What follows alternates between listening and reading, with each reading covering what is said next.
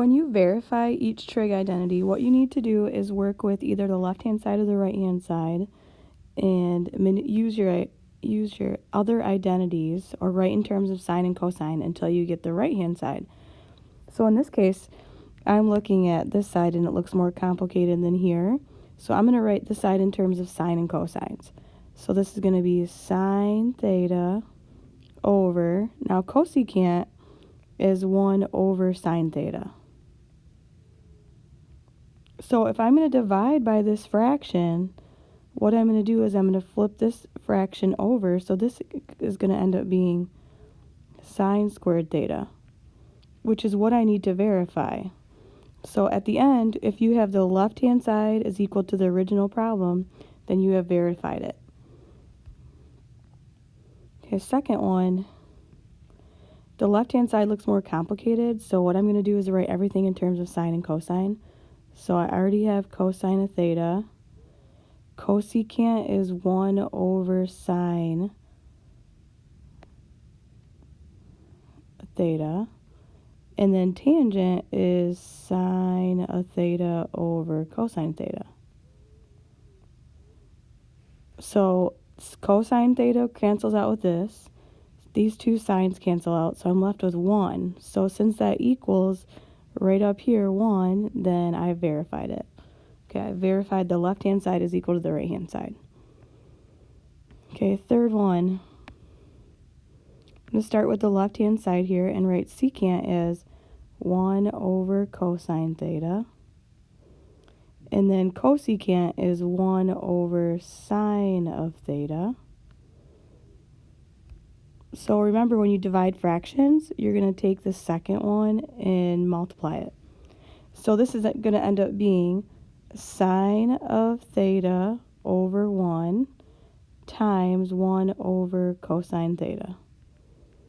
So that's sine over cosine. So sine over cosine is tangent, which is equal to what I start out with. So that one's verified.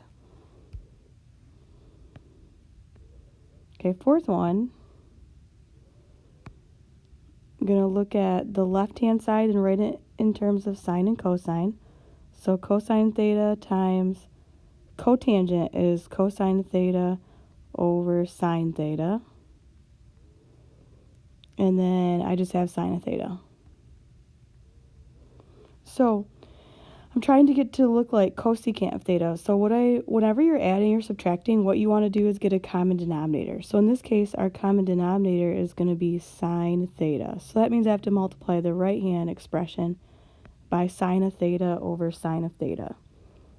So my numerator, because I have common denominator, I can add together. So cosine theta times cosine theta is cosine squared theta. And then sine theta plus sine theta is sine squared theta. And again, this is all over the denominator, which is sine of theta. So if you remember, one of our Pythagorean identity was cosine squared plus sine squared equals 1. So all of this numerator now turns into 1. So it's 1 over sine of theta. And 1 over sine of theta is cosecant of theta. So I took the whole left side and manipulated it to be the right-hand side. So I verified it. Okay, number 5.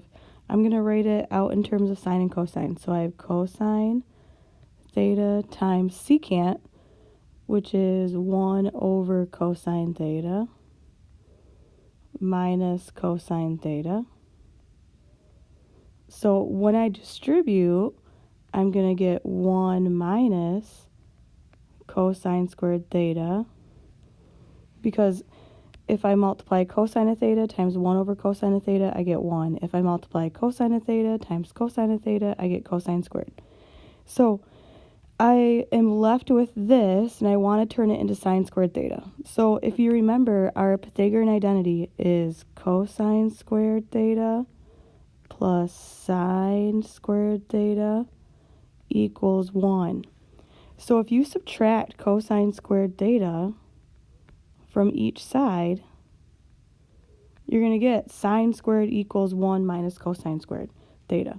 So this is actually going to be sine squared theta. which is the same thing of here. So I have verified that the left-hand side is equal to the right-hand side. Now, when you simplify, what you're trying to do is, again, I'm going to write it in terms of sine and cosine. You're just going to end up with a simpler expression. Sometimes it's 1, -1. Sometimes it's just one of the trig functions. So this is going to be times cosine squared theta. Well, cosine squared divided by cosine is just going to be cosine theta. That's simpler than the expression I started out with. Okay, the second one, I'm going to have tangent, which is sine of theta over cosine of theta, times cosecant, which is 1 over sine of theta. It's going to be all divided by secant, which is 1 over cosine theta. So in my numerator, these signs will cancel out. So then I'll be left with 1 over cosine theta divided by 1 over cosine theta. That's just going to be 1. So simplified, that whole expression just turns into 1. Okay, then when you're solving, what you want to do is look at what type of interval are you solving? What are your solutions going to look like? Are they going to be in degrees? Are they going to be in radians? Okay, in this case, because I have this interval, it's going to be in radians, and it's not going to be all solutions. It's going to be solutions that are at least 0 and less than 2 pi. So 2 pi cannot be a solution. So what I do is I substitute an x in for the trig expression, and then I solve for x. So in this case, x would be -1. So when I substitute tangent back in, it's going to ask for the angles for which the tangent is -1. So recall that tangent is negative in the second and fourth quadrants. Okay, that's because tangent is sine over cosine, or y divided by x. So in order for tangent to be -1, it's got to be a 45-degree angle, because you'll be √2 divided by √2. So it's going to be this angle and this angle. But in radians, or in degrees, this would be 135 degrees and 315 degrees. But you want to write it in terms of radians. So in radians, 135 degrees is going to be 3 pi over 4. And 315 degrees is going to be 7 pi over 4. Okay, second one. This second one, I have two trig functions going on. I have tangent and cosine. So I'm going to substitute x in for tangent and y in for cosine. Now, the technique is I'm going to factor out an x. So that means when I solve, I'm going to use a zero product property. I'm going to have x equals 0, and then 1 minus 2y equals 0. So y is going to be 1/2. So substitute your trig expressions back in. So where is tangent of theta equal to 0? And where is cosine of theta equal to 1/2? So looking back at the unit circle, let's do the tangent of theta 0. So recall that tangent is y divided by x. So, or it's sine divided by cosine. So if tangent is sine divided by cosine, and you want that to be 0, really what you're looking for is, where is sine 0? So on the unit circle, sine is the y. So where is the y 0? So on the unit circle, the y is 0 right here and right here. So in radians, that's going to be 0 radians, pi radians, and 2 pi.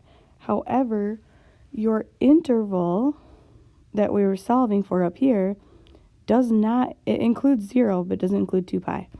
So that means I'm going to erase 2 pi. So I got 0 and 2 pi. Now where is cosine 1/2? So on the unit circle, cosine's 1/2. Oops, that was not the right, that's not the size I wanted to make it here. So cosine is positive in the first and fourth quadrants. So it's right here, this angle is 1/2, as well as right here. So this is a 60-degree angle, and it's also a 300-degree angle. So converting those to radians, my two solutions for the cosine part are going to be pi over 3 and 5 pi over 3. So your solutions are going to be 0, pi over 3, pi, and 5 pi over 3. Okay, and the last one here, I'm going to divide both sides by 2, and I'll get cosine of theta equals 1/2. So this is the same problem as what we just did over here. So cosine of theta is 1/2, going to be at pi over 3 and 5 pi over 3.